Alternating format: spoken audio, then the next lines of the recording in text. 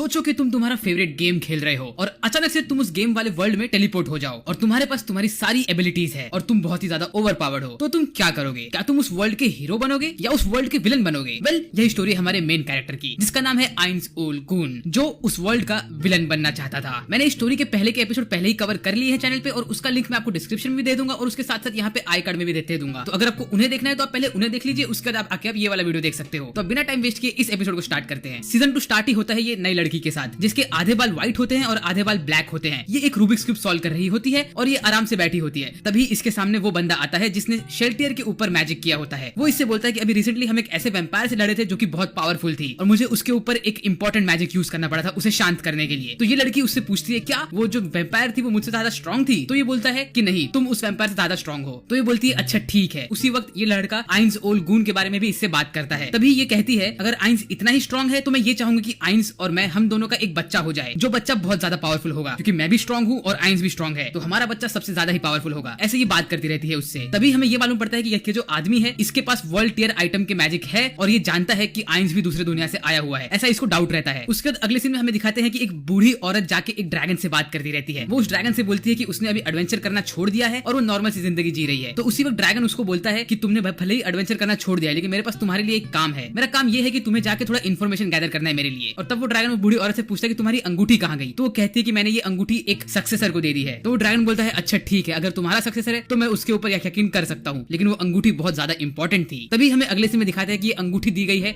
गाजेफ स्टर्नॉफ को और गाजेफ यहाँ पे अपने किंग के साथ होता है और वहाँ पे एक डिस्कशन चल रहा होता है वॉर को लेके। उसके बाद किंग और गाजेफ दोनों ही वो रूम से बाहर निकलते हैं और बातें करते रहते हैं। तभी ही उनका किंग बोलता है कि मैं जानता हूँ गाजेफ कि तुमने अभी अभी वॉर में लड़े हो और तुम्हारे पास बहुत कम सोल्जर्स थे, इसी वजह से तुम वो वॉर में हार भी सकते थे, ये मेरी गलती थी, इसीलिए मैं तुम्हें और बहुत सारे सोल्जर्स देने वाला हूँ। और तभी किंग की बेटी वहाँ पे आ जाती है जो कि प्रिंसेस होती है। ये तो नॉर्मल सी बात है यार। उसके बाद प्रिंसेस से किंग बात करता है, बोलता है कि तुम क्या कर रही हो? तो प्रिंसेस ज्यादा बात नहीं करती है उससे, बोलती है कि मैं बस जाती हूँ लॉन में, मेरा वॉकिंग का टाइम है ये। तो वो लॉन में चली जाती है उसके अटेंडी के साथ। उसके बाद किंग गाजेफ से बोलता है कि मुझे इस आइन ओल गून से मिलना है क्योंकि इन्होंने तुम्हारी जान बचाई थी, तो मैं इनसे मिलकर इन्हें थैंक्स बोलना चाहता हूँ। तो गाजेफ बोलता है कि आइंस ओल गून तो बहुत अच्छे इंसान है, वो डेफिनेटली आपसे मिलना चाहेंगे। उसके बाद अगले सीन में हमें दिखाते हैं कि आइंस मोमोन बना हुआ रहता है और वो अपने एक एडवेंचर पे होता है। वो एक क्वेस्ट पूरा कर रहा होता है। वो एक बड़े से चिपकली जैसे ड्रैगन के ऊपर हमला कर रहा होता है और उसे खत्म करने की कोशिश करता है वो। इसके साथ साथ उसके पास नाबेर भी होती है और उसके साथ हुमुस्के भी होता है उसके साथ। वेल, स्टोरी में आगे बढ़ने से पहले मैं आपसे बस ये कहना चाहता हूँ कि अगर आपको वीडियो देख के मजा आ रहा है तो प्लीज आप वीडियो के नीचे कमेंट करिए, क्योंकि आप जितना कमेंट करेंगे वीडियो के नीचे उतना ही यूट्यूब वीडियो को ज्यादा प्रमोट करेगा और उससे चैनल का थोड़ा ग्रोथ भी अच्छा हो जाएगा। तो मैं आपसे बस यही एक रिक्वेस्ट चाहता हूँ कि आप वीडियो को लाइक करिए और कमेंट करिए नीचे। आप कुछ भी कमेंट कर सकते हो, मुझे हाई भी बोल सकते हो। अगर आप हाई बोलोगे तो मैं डेफिनेटली रिप्लाई करूंगा। वेल, अब बढ़ते हैं अपनी स्टोरी की तरफ। उसके बाद आइंस टेलीपोर्ट करता है और वो जाता है नाजारिक की तरफ। वहां पे वो मारे से मिलता है और उससे बात करता है, उससे पूछता है कि काम कैसा चल रहा है और मारे बोलता है काम बराबर चल रहा है। उसके बाद आइंस मारे से उसका टेलीपोर्टेशन वाला रिंग लेता है और टेलीपोर्ट करता है अपने रूम में, क्योंकि उसे मिलना होता है अल्बेडो से। फिर जैसे ही वो अपने रूम में जाता है तो देखता है कि वहां पे अल्बेडो पहले से ही बैठी होती है और अल्बेडो आइंस को देख के बहुत ज्यादा खुश हो जाती है। अल्बेडो आइंस थोड़ी प्यार भरी बातें करने की कोशिश करती है लेकिन आइंस उसे शांत कर देता है। उससे कहता है कि पहले तुम काम की बात करो, उसके बाद हम सब फिजूल बातें करेंगे। असल में यहाँ पे आइंस खुद एम्बैरेस हो जाता है। वो अपने मन में सोचता है कि मैंने मेरी रियल जिंदगी में कभी किसी लड़की से बात किया ही नहीं, तो मैं अब अल्बेडो से कैसे बात कर सकता हूँ? मेरे पास कुछ है ही नहीं बात करने के लिए। वेल, इसमें नुकसान तो असल में आइंस का ही है। उसके बाद आइंस अपने थ्रोन पे बैठता है, अल्बेडो से बातें करता रहता है और वो तभी एक पोटली खोलता है और उसमें से वर्ल्ड का मैप निकालता है और बोलता है कि ये मैप मुझे इरेंटल से मिला है। उस मैप में वो हर एक जगह दिखाता है अल्बेडो को और बोलता है कि ये पूरा वर्ल्ड का मैप है, हमें ये जगह पे जाना है और यहाँ पे ये टेरिटरी है। वो अल्बेडो को दिखाता है लिजर्डमैन वालों का ट्राइब और कहता है कि ये हमारा नेक्स्ट टारगेट होने वाले हैं, मुझे इनके साथ एक अलायंस बनाना है, तो उसके लिए मुझे शायद घी को टेढ़ी उंगली से निकालना पड़ेगा। उसके साथ ही साथ वो बोलता है कि